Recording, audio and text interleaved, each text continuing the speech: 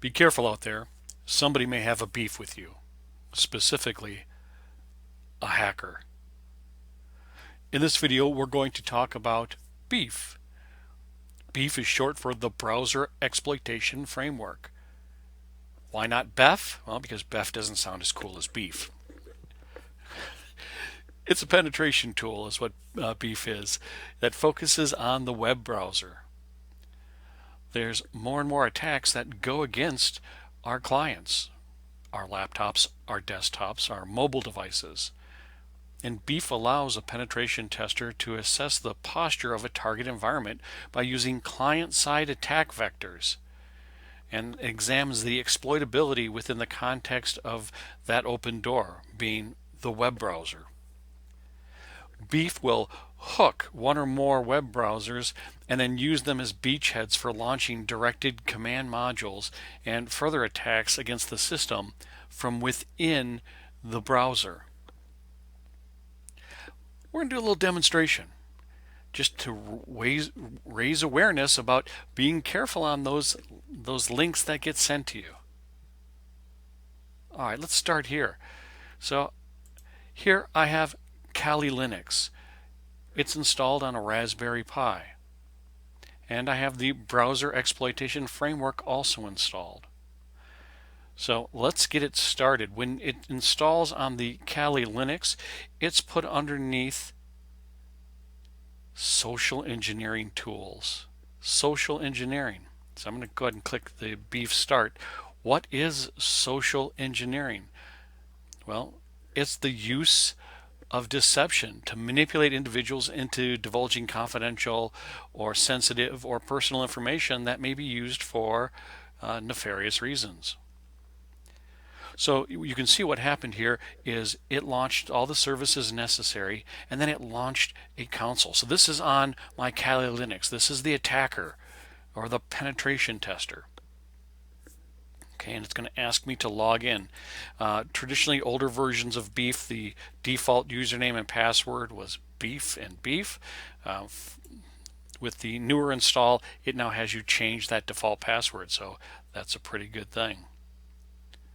All right, and you can see browsers that were previously hooked. If they're online, it'll go ahead and it'll show online. I'm going to go ahead and kind of minimize that here for a second. This is our console for the attacker. Now what we have to do is we have to get the browser of our target hooked. We need that target to go and click on a malicious link. Well, how can we do that?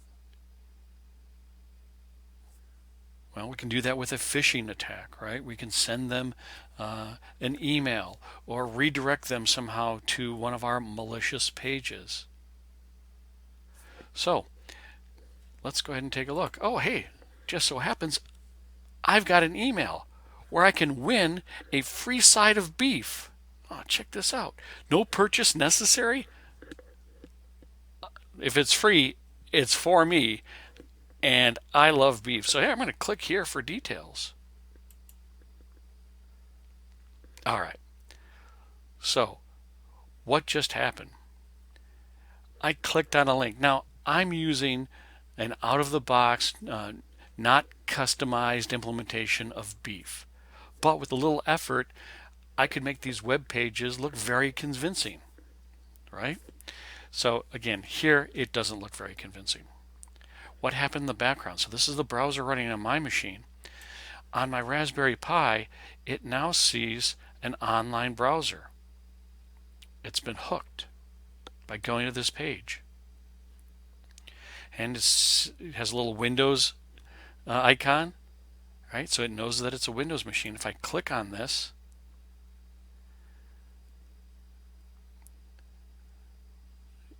it does say that I've got Windows 10. Not sure about the hardware that I'm running quite yet, or the location. Now that I have this browser hooked, I can actually use this console and I can actually send some commands. So what I'm going to do here is I'm going to kind of move this a little bit over to the side. bring up the web page so we get a better view of what happens on the web page. So here I am in the console. I can go to my commands section and let's do a little social engineering. Okay, all kinds of different things that we could potentially do. And let's do this. Let's do a Google phishing attack. So if I click on this, it'll tell me this plugin uses an image tag and it's doing some cross scripting, and it's going to keep logging the user out of Gmail. Oh, I happen to be in Gmail right now on my browser, so we'll see if that part works. Okay, and it's going to prompt me to re-enter in my login credentials. Now here is the cross-site scripting hook URL. So I'm going to go ahead and I'm going to change this to match the address of my Raspberry Pi.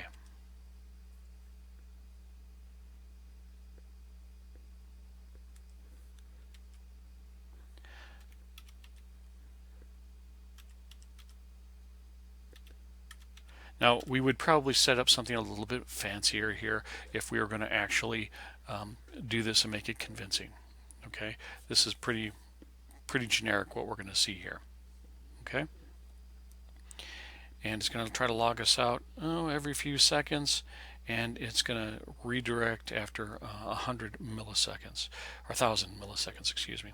So I'm going to go ahead and execute this command. When I hit this here, keep an eye on my browser here in the background. So I'm going to go ahead and click execute. Oh, what's going on here? Oh, Google Gmail, sign in. Oh, so it wants me to put in my username. So I'll go ahead and put in my username. Now I'm not going to give you my real credentials, so I'm just going to put in fake username, fake password here, and I'm going to go ahead and click sign in. Okay, and oh, it signed me in. Oh, that's good. So I'm right back to this what appears to be my sign-in page. Must have been legit. Seems legit. All right, let's go back and take a look here. So now if I go and take a look, here is the response, right? So if I click on that response, look, it captured that data. Result username, fake user, password, fake password. All this technology, all these brute force attacks and trying to unhash and crack things with GPUs. What's the easiest way to get someone's username and password? Ask them for it. So we just did a little social engineering to actually get that information from the user. So again, very straightforward in using this, and pretty easy to use out of the box.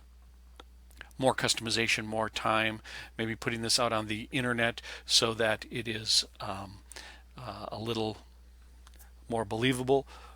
But again, these are the kind of tools that are out there that with just a little bit of research, somebody can easily manipulate someone into giving up their credentials. So BeEF, it's more than just what's for dinner.